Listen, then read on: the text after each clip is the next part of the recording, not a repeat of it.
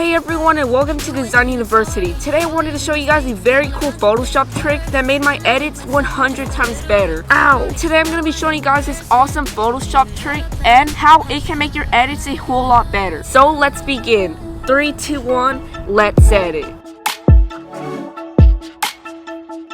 Welcome back to Design University. If you're new here, make sure to hit that like button and subscribe if you like editing content and to learn a bunch of new things in Photoshop, After Effects, Final Cut, and more. Anyways, let's begin. So first of all, what is this effect that I'm talking about? The effect that I'm going to be showing you guys today is called the glow effect. Basically, it can make your edits a lot better by just adding a simple glow around you or the subject. You can apply this to basically anything you make in Photoshop and makes it a lot better, and after this, you'll be using this all the time in all your edits. Now let me show you. Okay, so once we're right here inside of Photoshop, you can see this thumbnail that I made. Let's just go into this smart object and let me show you. So you can see that I have this glow layer right here and then this back layer right here. If I press Command S to save it and then I go back, you can see it looks pretty blank like this without anything. And if we go back and toggle these things back on, you can see that looks a lot better. Now let me show you guys how to do this. The first thing that you're going to want to do to create this glow effect is you're going to want to click right here and then go to solid color.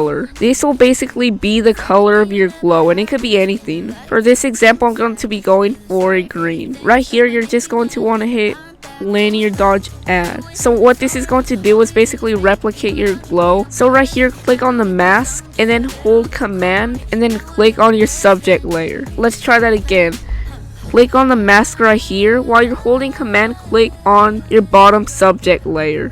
What this is going to do is create a selection around what you want to add a glow to. After that, go to select, modify, and then contract. Right here, this is basically going to get that glow layer on top and make it smaller. So what we want to do is put it to around 10. And again, if you see that it's a little too small, just press Command Z. Let's do 15 pixels. If you did this correctly, it should look like this. Your selection is a little smaller than your subject, and after that all you want to do is hit delete. One more thing I forgot to tell you guys is to add a clipping mask onto that layer. Next, once you're done with that, it should look very sharp right here, and all you have to do is click on the mask layer and add a feather of about 8. So you can see that looks a lot nicer already like that. And now for a little bonus, you can make another solid color. Let's make it the same color. Now click on the layer and hit Command I. That will basically make the whole thing invisible. Whenever we use a brush, it brings back some part of that layer. So now let's just go like this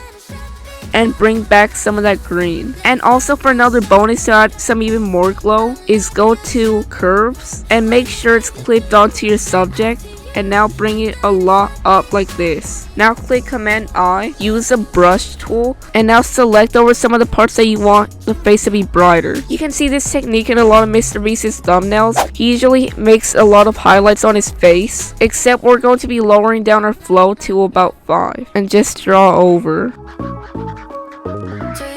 And you can just add a highlight on the side of the face wherever the light is coming from. All of these things will make your edits a lot better. And now you can see off and on. It just made it a lot better. And I have one more bonus tip for you guys, and that is to use a camera raw filter to finalize and enhance your pictures. So let's just select everything. What I like to do is click Command J, convert it to a smart object. Okay, so now go into your smart object, go to filter, camera raw filter. What you can do here now is basically grade your photo a little bit. I like to bring up my exposure, the contrast, the saturation, and a huge game changer for the up close portraits like this is if you go to detail and then bring up the noise reduction. This will basically smooth out the face, bring up the curves a little bit. The final thing that I like to do in edits like this is go to color mixer and then change around the colors however you like. So now you can see we made a huge difference. This is before and then after. Now all you have to do is click OK, and this should be your final product.